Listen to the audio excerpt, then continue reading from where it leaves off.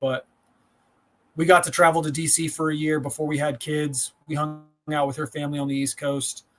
I was able to hold a job title and get some practical experience that were beneficial for both civilian and military experience. And then transitioning out of that year, I get 2 phone calls in quick succession.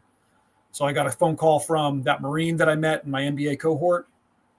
He was like, hey, there is a civilian company, Credera, they're consultants, they're hiring managers, and I think you'd be a great fit. And I was like, absolutely, throw my name in the hat. Let's go. And then I got a second phone call from my reserve unit asking me to be a company commander. So all this is happening in very quick succession after the pandemic. I had been married for a while now, but I just had my first kid. I was now going to be a company commander. I was transitioning to like corporate leadership. And what I've discovered is that approach where I'm just going to be as aggressive as possible, and I'm just going to do the next thing that I think I should do as aggressively as possible, was not going to work for me in this situation across the board. So, like being in the military mindset, right? Like every 3 years is going to be a new job. So you're just aggressively like going at it as hard as you can, knowing that in 3 years you're going to transition up and out and go to the next thing. So that's where I took a philosophical approach to life. It's at that moment where company command is different. Like I'm not a platoon commander. I'm not going to know the name of everybody, that I'm leading. It's going to be a systems approach where it's like I have to understand the system of what that company is. I'm going to become a manager in a consulting firm, and I'm going to have to go and lead teams in a civilian sector for a buyer. And there's a lot of competition out there for in the consulting word for who you're going to select. So you have to be competitive, you have to be competent, you have to be personable, like all these things. You have to lead teams in that manner. And then I was going to be a dad, which quite frankly, that was the hardest part.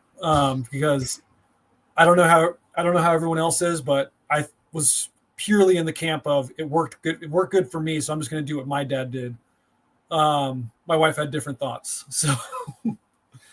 so we had to have these really in-depth conversations about how we were going to parent these kids, and then I had to have in-depth conversations with, my senior enlisted advisor and my battalion commander. Like, how am I going to lead this company?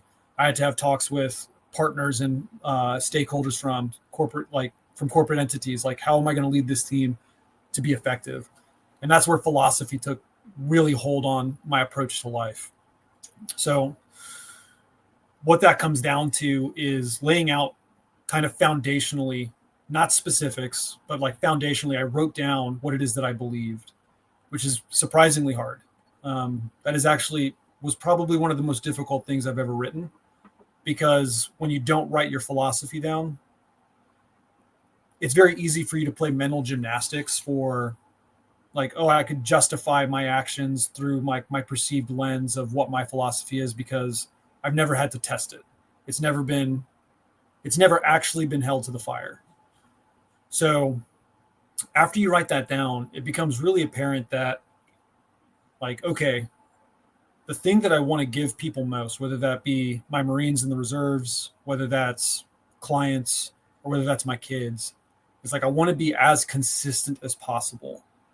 And that just really trickles down into like, all right, what does that mean? Like, how am I going to be like exemplify virtues? And there's 4 virtues that like have really jumped out at me a lot over the time. And it's wisdom, temperance, justice, courage. And temperance is kind of the mother of all those. Like, how do I stay even keeled? How do I provide consistency for buyers, for my family, for those Marines? Because consistency breeds an environment that allows people to thrive, because they're not guessing what the outcome is going to be from you.